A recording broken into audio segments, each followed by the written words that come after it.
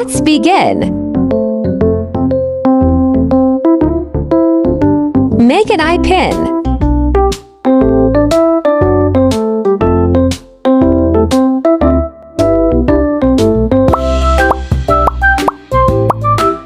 I'm making a smaller eye pin for my 2mm silver beads.